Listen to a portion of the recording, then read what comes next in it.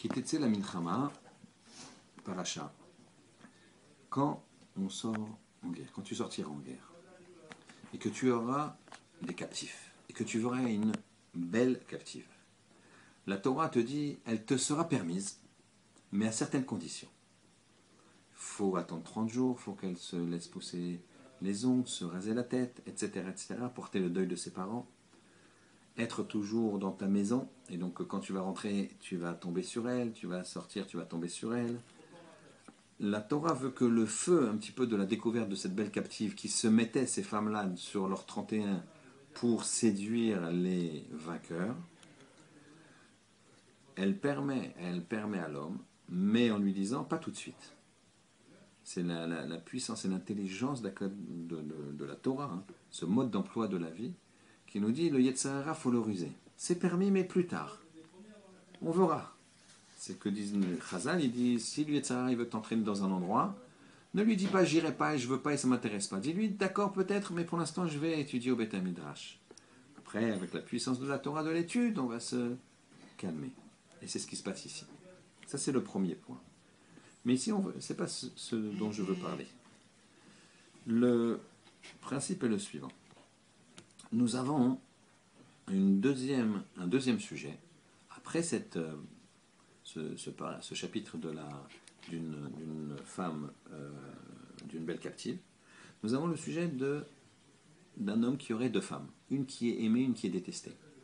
La Torah nous dit, si jamais le fils aîné est le fils de la femme détestée, il ne pourra pas ne pas donner double part, parce que le fils aîné avait double part dans l'héritage, à un autre de ses fils. Il devra donner double part au fils de cette femme, même si c'est la femme qui est la détestée.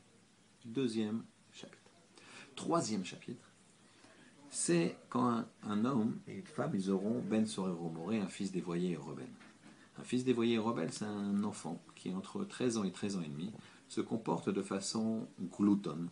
Il va manger une certaine quantité de viande, boire une certaine quantité de vin, tout ça par jour. Il aura un tel train de vie qu'il va être amené à voler. Et comme il va être amené à voler, il va voler ses parents, et plus tard il volera sans doute les passants. Les passants ne se laissant pas voler, il va finir par les tuer. Enfin, en tout cas, il y aura une dispute entre le volé et les voleurs, et le voleur et cet enfant-là. Et donc, la Torah a dit, dans certains cas, il faut le tuer, pour le préserver d'avoir à tuer. Donc c'est tout un sujet en soi-même que la Gemara dans Sanhedrin discute en détail. Et nous, ce qui nous intéresse, c'est le fait que ces trois sujets soient l'un après l'autre. Je répète, quand un homme il trouve une belle captive, ensuite, quand un homme il a une femme qu'il aime et qu'il déteste, il ne pourra pas favoriser le fils de celle qu'il aime, si c'est le fils aîné de celle qu'il déteste. Et troisièmement, quand il aura un fils dévoyé et rebelle, un fils rebelle. En fait, la Torah nous dit la chose suivante. Si jamais un homme, il va avec une belle captive, s'il suit son penchant, s'il ne regarde pas la profondeur de la relation avec la personne, à ce moment-là, qu'est-ce qui va se passer? Il aura deux femmes, certes, mais il aura une aimée, une détestée. Celle qu'il aura épousée juste pour l'aspect physique, elle va être détestée finalement. Parce que cet aspect-là, on s'en lasse si on ne creuse pas, si on ne construit pas une vraie relation. Et en finalité, qu'est-ce qu'il va avoir? Il va avoir un fils dévoyé et rebelle. Qu'est-ce qu'on voit ici? Une arborescence extraordinaire. La Torah, elle te dit, fais attention à la base des choses. Parce que quand tu plantes quelque chose, il y a des étapes qui vont suivre automatiquement après. Si tu plantes de travers, à ce moment-là, ça va aller de travers. Si tu plantes au bon endroit, si tu plantes la bonne racine, à ce moment-là, ça va bien pousser.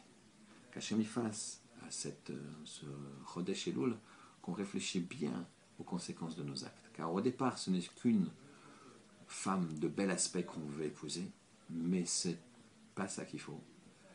Il faut regarder la profondeur. Ensuite, il y a deux femmes, une aînée, une aimée, une détestée. Et ensuite, ça amène à un fils dévoyé rebelle. Qu'Hachem nous aide. Chodesh Tov.